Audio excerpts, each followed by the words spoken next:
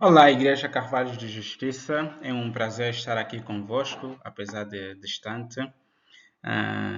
Espero que o acampamento esteja a correr bem. Eu fui convidado para falar sobre o tema Nascidos para Reproduzir. Mas antes, deixa-vos contar a minha história. Quando eu era criança, a minha mãe me educou nos caminhos do Senhor.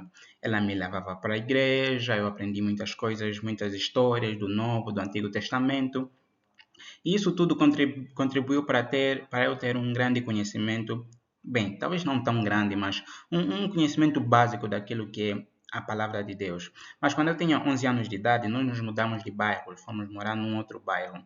E foi lá que eu conheci um homem chamado Fernando Quintal. E ele pregou o Evangelho de Jesus Cristo para mim. Ele me mostrou o que realmente é ser cristão. E ele me disse que eu precisava colocar fé em Jesus Cristo para a salvação da minha alma, que todas aquelas boas obras que eu fazia nada contavam para que eu fosse salvo. E foi isso que eu fiz, eu coloquei fé no Senhor Jesus Cristo e fui salvo naquele momento.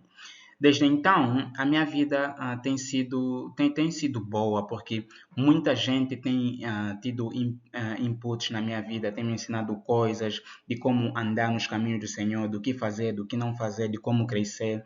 E tenho crescido muito desde aquele momento. E hoje eu estou aqui na Nigéria a ser treinado para ser missionário, para ir e ensinar essas mesmas coisas em outras pessoas. Vocês sabem o que eu realmente acabei de fazer? Eu simplesmente preguei o Evangelho para vocês em menos de 2 minutos. Em menos de 2 minutos eu vos expliquei quem eu era, o que aconteceu comigo e quem eu sou. E isso tudo baseado no Evangelho de Jesus Cristo, que é capaz de salvar todas as almas. Evangelizar é assim, tão fácil. E como vos disse, eu estarei a falar sobre nascer para reproduzir, nascidos para reproduzir. Todos nós, ou vocês que estão aí sentados, são nascidos de novo. Como diz a palavra de Deus em 2 Coríntios 5,17, se você é uma nova criatura, as coisas velhas passaram, tudo se fez novo. Então vamos ver o que isso é, o que realmente é nascer para reproduzir. Yeah. Como vos disse, eu estou na Nigéria a ser treinado com os navegantes para me tornar missionário. O tema da pregação ou dessa palestra é Nascido para Reproduzir e o meu nome é Ignaldio Júnior. Olhem para este bebê.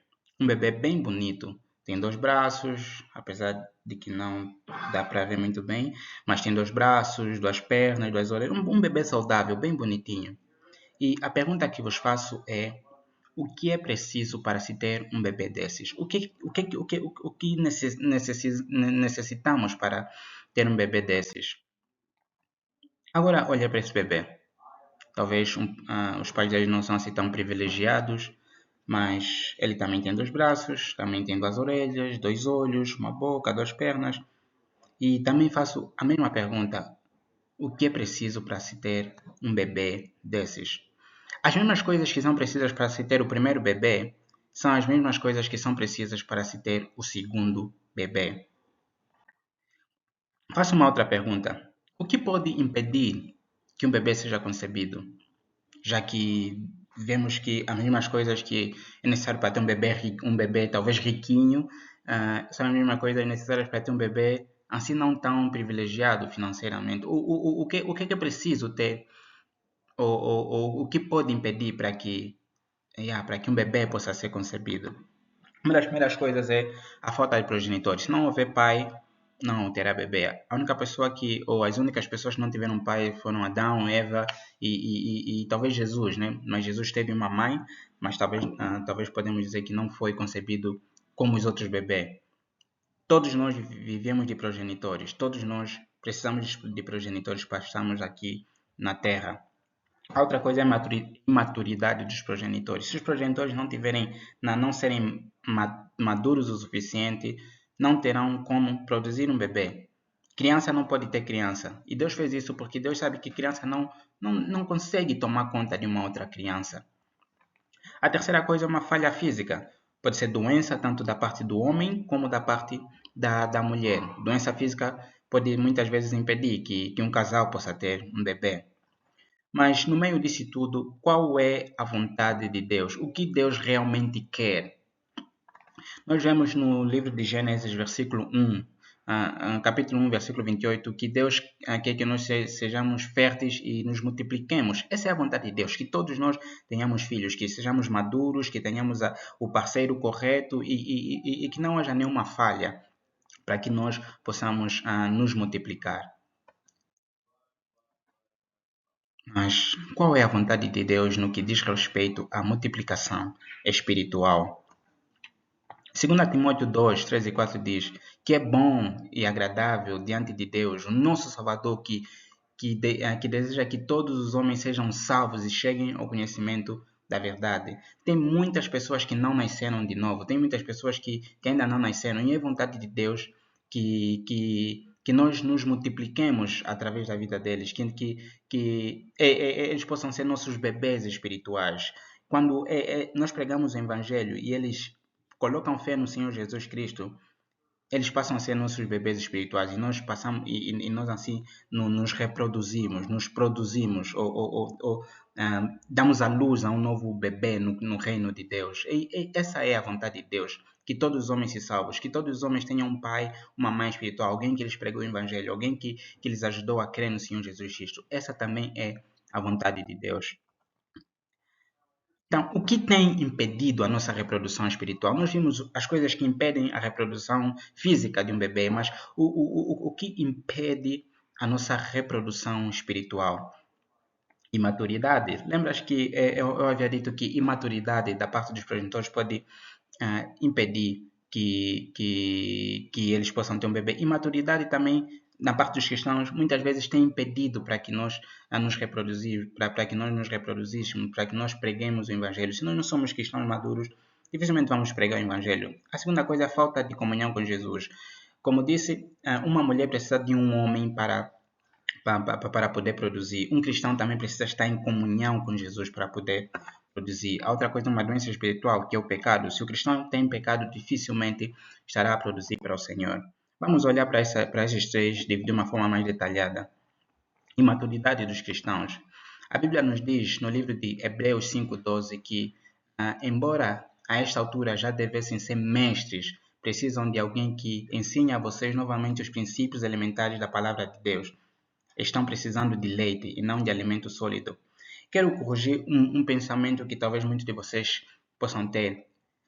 Uma pessoa pode ser 5 anos cristão e ainda ser imaturo, 10 anos ainda ser imaturo, 20, 30 anos e ainda ser imaturo.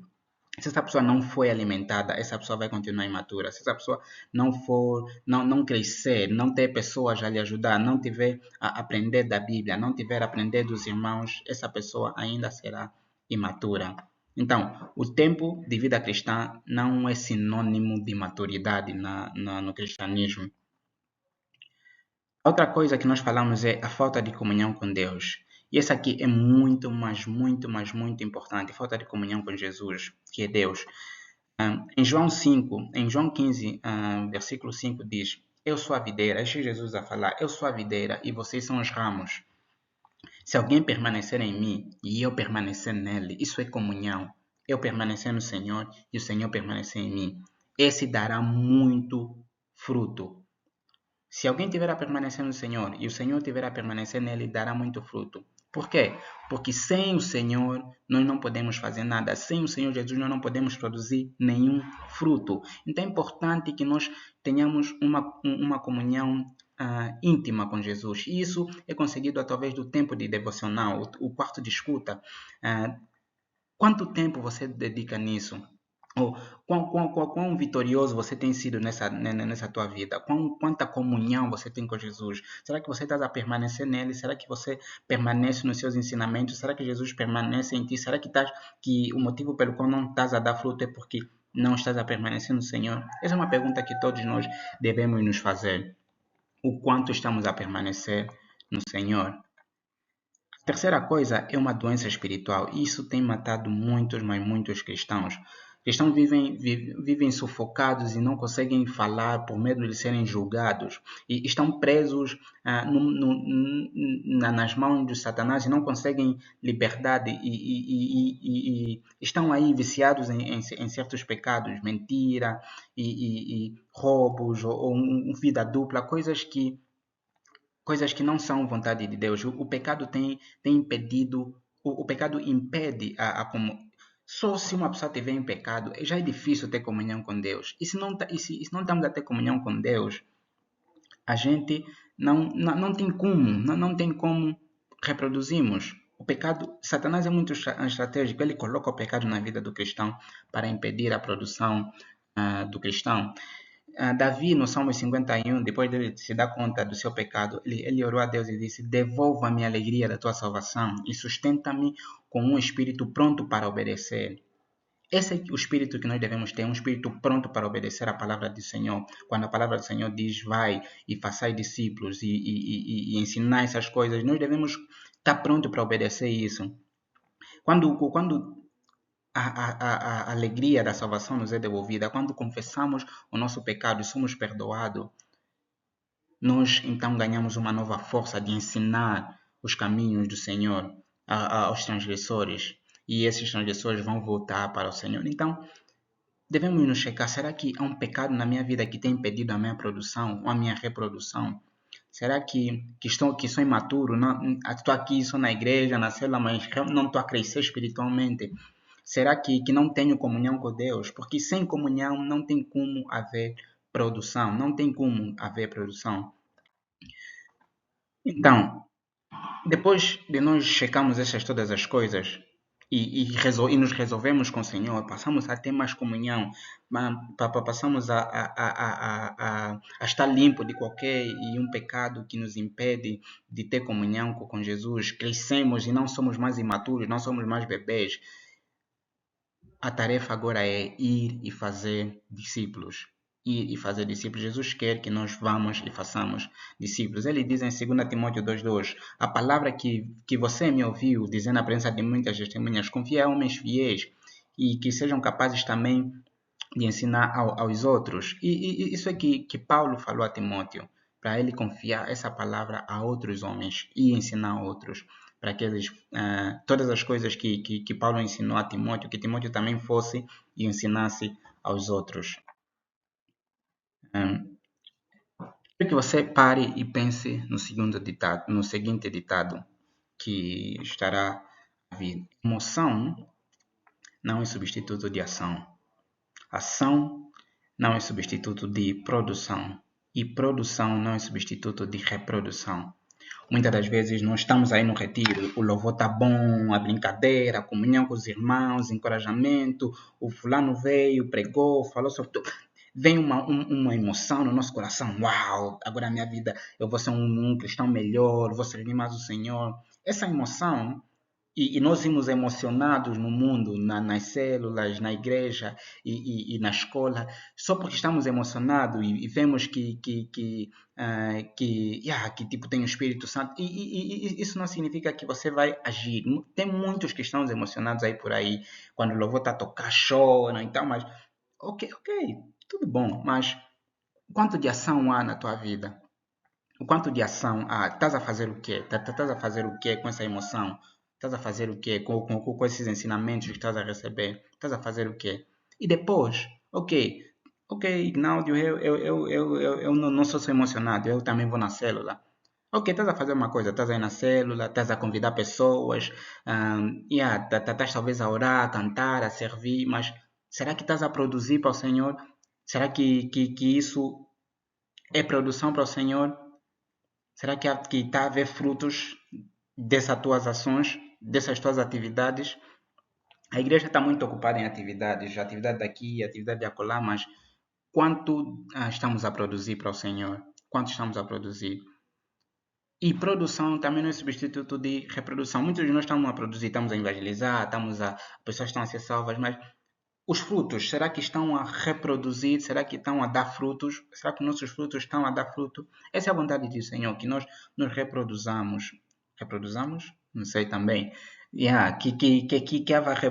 haja reprodução na nossa vida. Essa é a vontade do Senhor para nós. Pense nesse seguinte ditado. O quanto de emoção tem na tua vida? O que você faz que é simplesmente emoção? O que você faz que é simplesmente ação? O que você faz que gera produção? E o que você faz que tem gerado reprodução? Yeah. Reproduzir é muito importante. E uma vez alguém me perguntou, Ignaldo, nesse tempo todo de cristianismo, conheces alguém que você evangelizou e tal? Eu disse, well, estava a me ser um pouco difícil lembrar de alguém. Então, a pessoa me deu um vídeo para me assistir. E é isso tudo que eu estou a falar é baseado nesse vídeo que eu assisti. Um vídeo do fundador da Organização dos Navegantes. O título do vídeo é Born to Reproduce, Nascido para Reproduzir, o tema dessa palestra. E se alguém disse, vai assistir isso, depois me diz alguma coisa. Eu fui assistir e fiquei de boca aberta e parei para pensar e vi que a minha vida cristã tinha muita ação, mas pouca produção e nada de reprodução. E isso realmente chocou o meu coração, chocou o meu coração. Desde aí, todas as coisas que eu passei a fazer foi com a mentalidade de ter alguém que foi produzido através da minha vida, através do meu testemunho, através da minha pregação, que foi produzido. E almejar que esse alguém também produza outros. Então, faço a mesma pergunta. Onde é que está o teu rapaz? Para os rapazes, onde é que está a tua menina? Será que você conhece alguém que, que foi salva por causa da tua vida? E vou ainda mais além. Conhece alguém que está a viver, não simplesmente foi salvo, ok, decido aceitar o Senhor Jesus Cristo, choramos e tal, e depois a pessoa volta no mundo, volta nos seus pecados. Mas conhece alguém que foi salvo, saiu do mundo, do domínio da escuridão e agora está vivendo na luz. Está vivendo na luz. Então faço de novo a pergunta: onde é que está o teu rapaz? Alguém que está vivendo na luz por causa do teu testemunho? Alguém que está entusiasmado a pregar para os outros por causa do teu testemunho? Onde é que está a tua menina? Isso para as meninas. Todos nós devemos parar e pensar e almejar ter isso, porque essa é a vontade de Deus. Uns têm dons de evangelismo, outros não, mas até os que não têm dom conseguem pregar. É fácil. Você simplesmente conta a tua história e pergunta na pessoa: tens uma história como essa? Se a pessoa não ter, gostarias de ter? Abre a Bíblia, mostra nessa pessoa como é que se coloca a fé no Senhor Jesus Cristo, quem é o Senhor Jesus Cristo, o que o Senhor Jesus Cristo fez para a vida dela. E deixa para o Senhor, porque o Senhor é que convence as pessoas. Ele não tenta usar estratégias de enganar. Não, não, não, não. Prega a palavra simples, o Senhor irá convencer essa pessoa. Se não convencer, vai para a próxima, assim sucessivamente. Nós devemos pedir a Deus. Se nós não tivermos, que peçamos a Deus. Deus nos dará. Demos a Deus. Deus diz em Salmos 2:8: peça-me e lhe darei as nações como herança e os confins da terra como sua propriedade. Vamos pedir a Deus: Deus, me dá este rapaz, me dá o fulano, me dá a fulana. Não é para fazer outras coisas com as pessoas. Ora a Deus, peça que Ele te dê essa pessoa para ele, para Deus, que essa pessoa possa colocar fé no Senhor Jesus Cristo através do testemunho que você pregou, para ele. Oh, Jesus, tente pequeno, não. Muitas vezes nós vemos os nossos amigos e os nossos pastores, uau, o fulano tem X discípulos, o fulano pregou no fulano e tal, e olhamos para nós, não preguei para ninguém. Comece com um, peça a Deus uma pessoa, comece com um, você não pode ter dois se não tiver um. Não tente apressar as coisas, comece com um, seja fiel no pouco e Deus te colocará sobre o muito. Comece com um, olha essa ilustração. Comece com um, seja fiel com esse um. Não tenta pegar outros. Seja fiel nesse um.